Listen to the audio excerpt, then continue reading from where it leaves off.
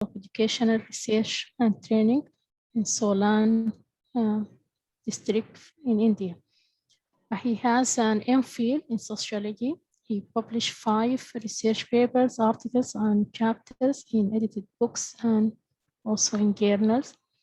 He participated in conference seminars, and his area of research is related to sociology of health, sociology of education, public health, and environmental sociology. So he's going to talk to us about environment, waste management, public health concern for Himalayan mountain regions, so social perspective.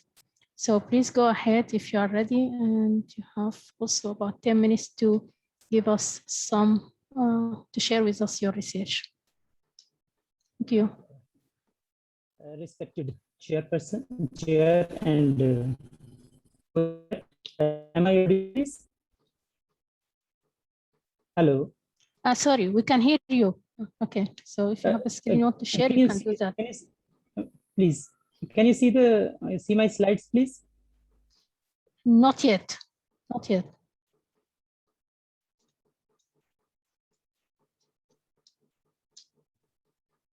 Seems some.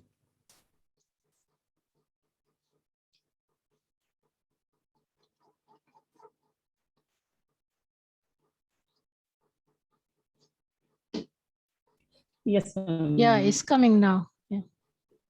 Thank you, ma'am. Thank you, please. It has in respected chair. Yeah, now it is. Faculty members, and my dear fellow delegate participants. Sorry. First of all, I would like to thank Professor Mohinder Salaria ji and Madam Dr. Ruchi Ramesh for nominating my name on behalf of Sociological Society of Himachal Pradesh to this summer school program. And thanks to Dr. Hasrat Arjiman for providing us this wonderful platform of learning and exchanging our ideas. My paper title for the paper, this is one segment of my PhD work, keeping in view the time frame of 10 minutes. My paper title of this presentation is Environment, Waste Management and Public Health Concerns for Himalayan Mountain Regions. And primarily, this is from the state of Himachal Pradesh, my experiences. And for this presentation, I have confined myself to just the literature review as regards the methodological aspect is concerned. I've confined myself just up to the literature review for this particular paper. Keeping in view the audience of this particular forum, interdisciplinary, which is by and large interdisciplinary in its approach, I would begin with the term environment. As we all know, environment, the term has originated from the French word environnement, means that everything that surrounds us. And in order to meet out the basic necessities, human beings have been engaging themselves in modifying their natural environment as a whole or in a particular geographical area, especially as affected by the human activity. Now, I would be discussing it with regard to the waste management, certain issues that need to be looked deeply into, like addressing the questions: what is waste? How is it produced? How does it impact us? Is it really a waste or a resource that we talk of? Or how can we manage it in order to live a healthy life? Now, to begin with, as I had argued in my abstract for the paper, the role of state is very crucial. If we look at the role of state, it has undergone transformation from the laissez-faire to the role of a regulator to the role of a facilitator. And how does the sociology, being a sociology student, I would like to discuss 3 different perspectives which our classical sociologists have tried to understand, used to understand the role of state. The first perspective being the functionalist perspective, propounded by the classical sociologist Emile Durkheim. He talks about the role of state. How does it come into place? He emphasizes the division of labor in society resulted into the formation of new structures and institutions for its governance. This is how he argues or establishes the role of state. And perspective is discussed by the another classical sociologist, Karl Marx, who gave the concept of dialectics. And in his theories, he describes how society has undergone through different stages of 5 stages rather. And his argument is that state is by no means a power of force on the society from without, rather it is a product of society at a certain stage of development. How what is the source of all this? He finds answer in his theory of economic determinism, how through modes of production, the human beings are engaged through forces of production and relations of production. And ultimately gives rise to the 2 classes, class of haves and have-nots. And for him, the state is a product of force, subjugation of weak by the strong. Another interesting perspective is being given by Max Weber, who is considered or known as the father of modern political sociology. And he establishes with his concepts of authority, power, domination, and subordination, the role of state as a rational legal authority and as a means of administration in modern capitalist society. Now, the concept of development, a renowned Indian sociologist, Professor T.K. Omen, in his book published in 2005, Development Discourses, Issues and Concerns, describes the development processes in India through 3 different perspectives. One, the mainstream perspective on development, which gave rise to the industrialization projects in India. The pre-independence India is referring to. The alternative perspective on development, which the name itself indicates, evolved as a critique to the mainstream perspective on development due to its heavy reliance on economic growth model. And the third perspective is referring to is the post-development perspective, how arguing for critiquing mainstream perspective on development and alternative perspective on development due to their unsustainability approach and the non-recognition of the local values in developmental projects. Through human environment interactions, these 3 perspectives, again, environmental determinism, cultural determinism, and human environment interactions, are being discussed by Brondizio and Morgan in their book in 2013. Now, coming to the Himalayan region, or the theme of this, the mountain ecosystem and resource management.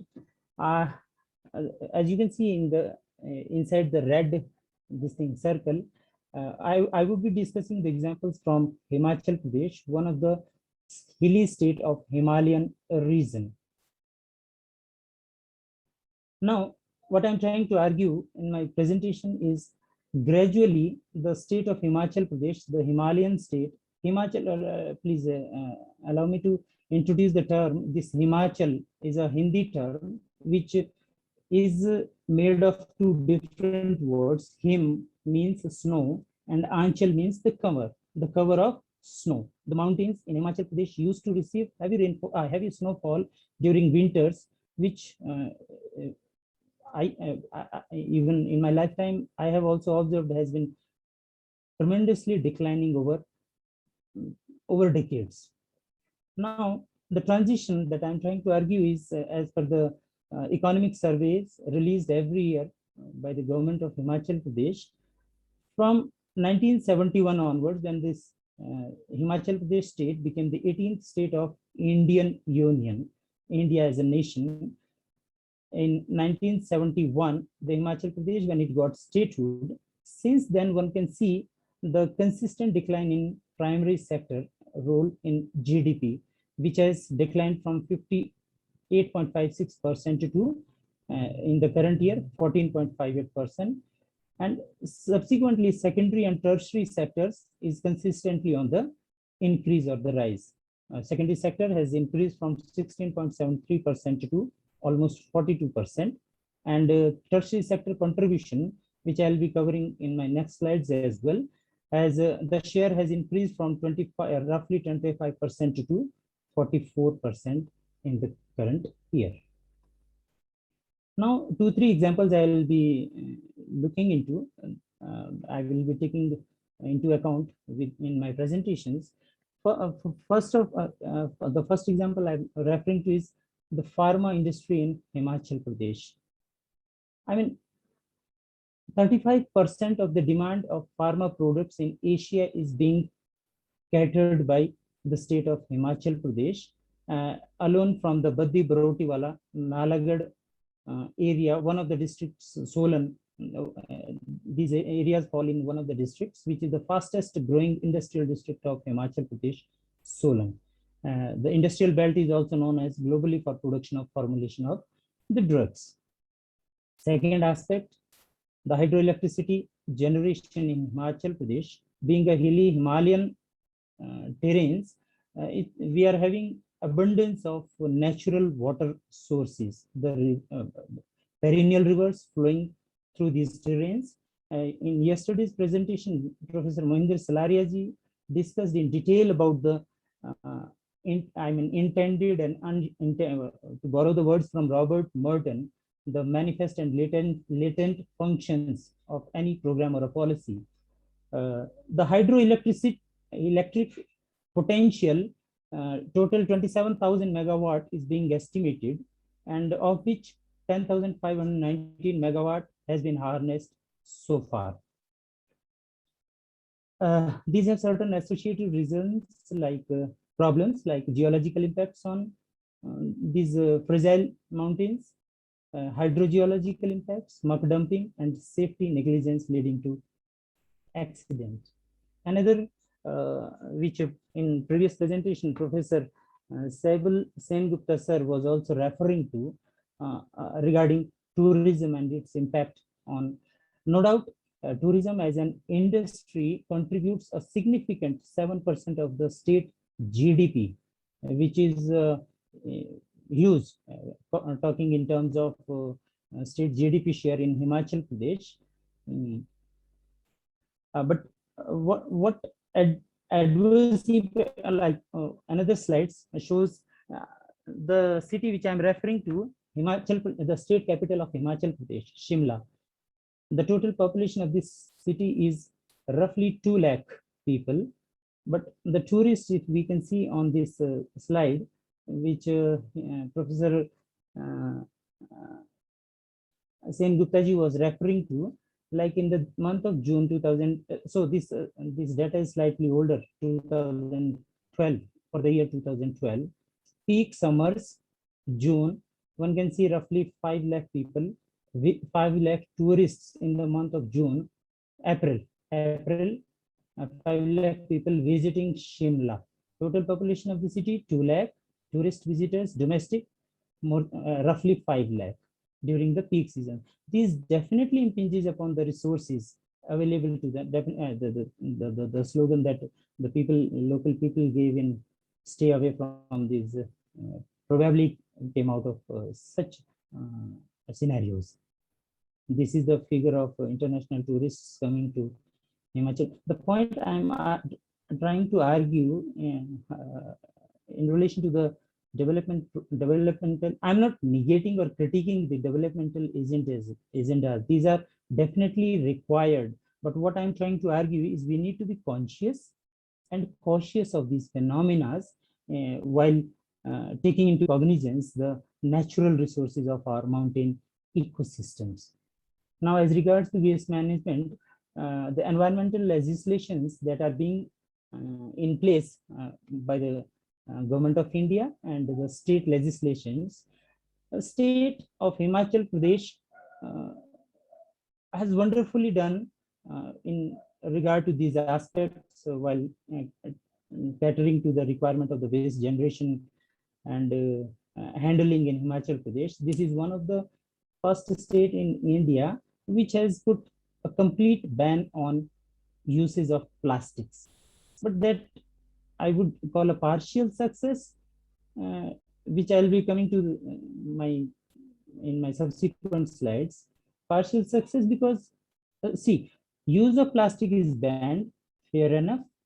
We can see the positive results as well, but it's partial because some of the packages, for example, chips, for example, biscuits, they are also covered by the plastic bags only. And if we talk about the population distribution, 89% of the population in Himachal Pradesh resides in rural areas, and roughly 11% of population resides in urban areas.